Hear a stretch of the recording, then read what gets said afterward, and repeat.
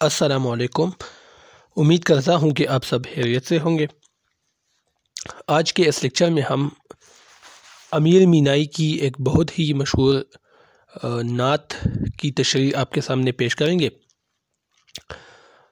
مطلع اس کا ہے پہلا شعر: سوئے طیبہ بن کے ہم زائر چلے، شکر کی جاہ دن اپنے پھر چلے۔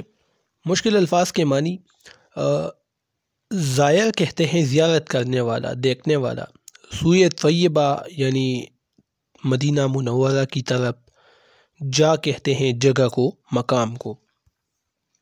اس شعر میں شاعر حضور صلی اللہ علیہ وسلم خاتم النبیین سے عقیدت کا اظہار کرتے ہوئے کہتے ہیں کہ حضور صلی اللہ علیہ وسلم اللہ تعالیٰ کے آخری پیغمبر ہیں جو ساری انسانیت کے لیے پیغمبر بنا کر بھیجے گئے ہیں۔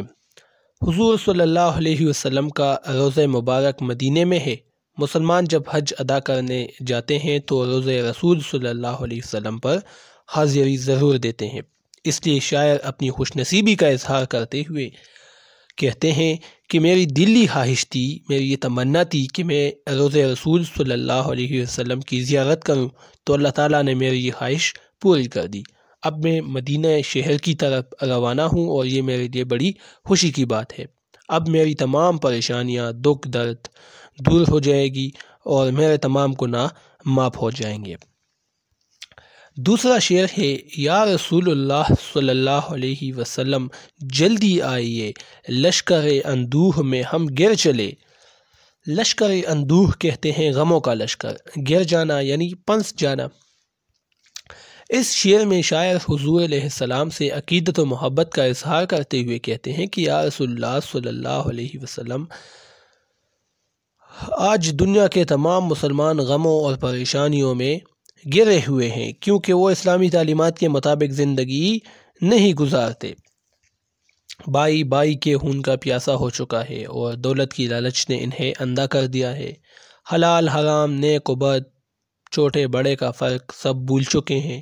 اس لیے آپ صلی اللہ علیہ وسلم خاتم النبیین ایک بار پھر آ جائیں اور ہمارے دلوں کو اس طرح برائیوں سے پاک کر دے جس طرح آپ صلی اللہ علیہ وسلم نے عرب کے لوگوں کو برائیوں سے بچایا اور سب کو ایک دوسرے کا بھائی بنا دیا تھا، اور جس طرح اپنے جاہلیت کا خاتمہ کیا تھا۔ آپ صلی اللہ علیہ وسلم خاتم النبیین آ جائیں تاکہ ان غموں اور پریشانیوں سے ہمیں نجات حاصل ہو سکے۔ اگلا شعر ہے: نخل دل میں تھے گناہوں کے جو برگ، حب حضرت کی ہوا سے گر چلے۔ نخل دل کہتے ہیں دل کا درخت، برگ کہتے ہیں پتوں کو، اور حب کہتے ہیں محبت۔ حب حضرت یعنی حضرت حضور علیہ السلام کی محبت۔ اس شعر میں شاعر حضور علیہ السلام خاتم النبیین سے عقیدت و محبت کا اظہار کرتے ہوئے کہتے ہیں کہ جس انسان کے دل میں حضرت محمد صلی اللہ علیہ وسلم کی محبت ہوتی ہے اور وہ آپ صلی اللہ علیہ وسلم کے بتائے ہوئے طریقوں پر اپنی زندگی گزارتے ہیں، ان کے دل تمام گناہوں سے پاک ہو جاتے ہیں۔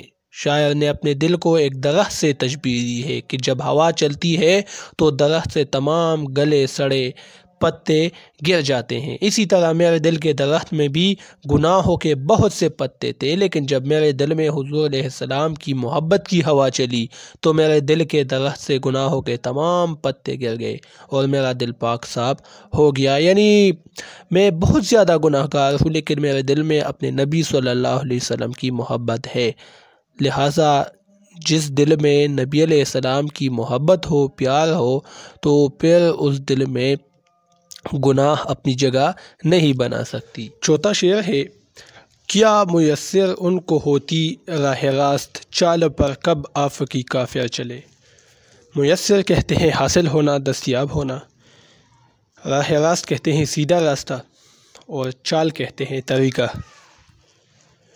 اس شعر میں شاعر حضور علیہ السلام سے محبت و عقیدت کا اظہار کرتے ہوئے کہتے ہیں کہ جب انسان اللہ اور اس کے رسول صلی اللہ علیہ وسلم کے مطابق زندگی گزارتا ہے تو اللہ اسے سیدھا راستہ اختیار کرنے کی قوت عطا کرتا ہے۔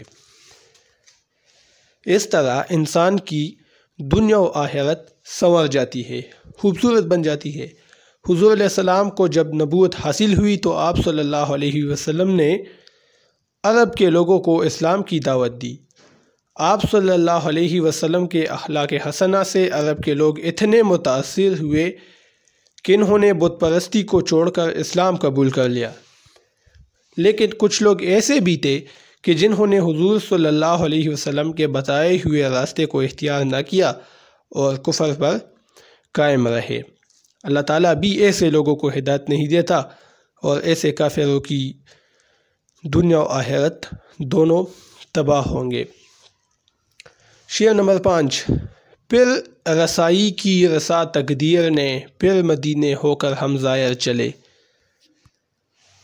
تقدیر کہتے ہیں قسمت کو، زائر زیارت کرنے والا، رسائی کہتے ہیں پہنچ کو۔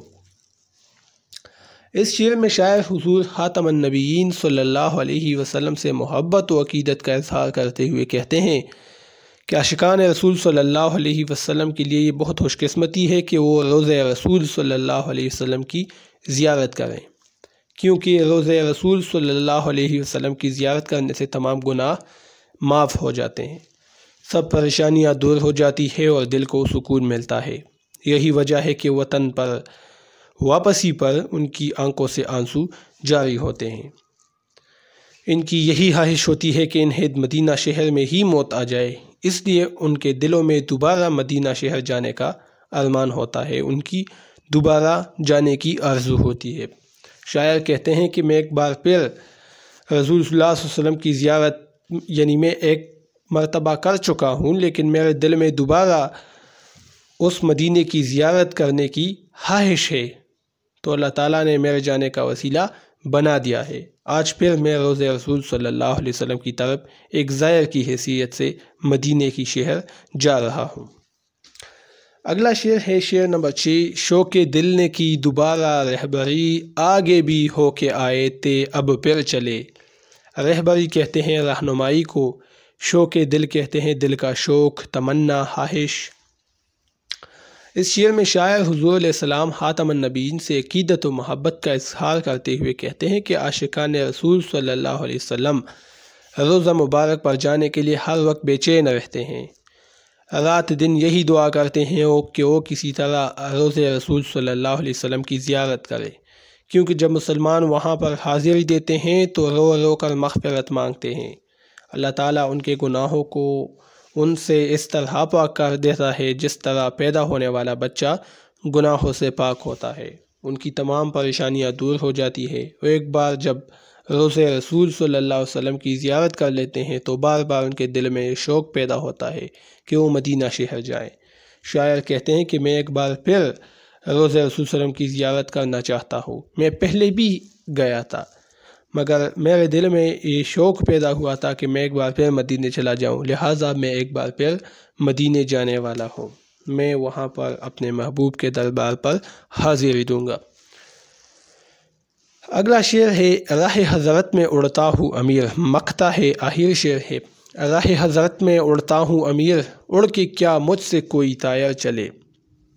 راہ راست یا کہتے ہیں راہ حضرت حضور علیہ السلام خاتم النبیین کا راستہ یعنی مدینہ، طائر کہتے ہیں پرندے کو۔ اس مقطع میں شاعر حضور علیہ السلام سے عقیدت و محبت کا اظہار کرتے ہوئے کہتے ہیں کہ ایک انسان کی یہ عادت ہے کہ اسے اپنی من پسند کی جگہ پہنچنا ہو تو اس کے لیے وہ یہ کوشش کرتا ہے کہ جتنا جلدی ممکن ہو وہ وہاں پہنچ جائے، بلکہ دل تو یہ چاہتا ہے کہ اڑ کر اس مقام پر پہنچ جائے۔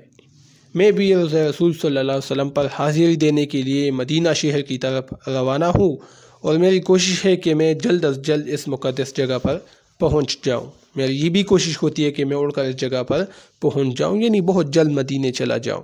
اگر اللہ تعالیٰ مجھے پرندے کی طرح پرواز کی طاقت عطا کر دے تو میں پرندے سے زیادہ تیز رفتاری سے اڑ کر مدینہ شہر پہنچ جاؤں گا، اتنا تیز کہ کوئی پرندہ بھی میری رفتار کا مقابلہ نہیں کر سکے گا۔ تو یہ آج کا لیکچر تھا، اب مجھے اجازت دیجیے، اللہ حافظ۔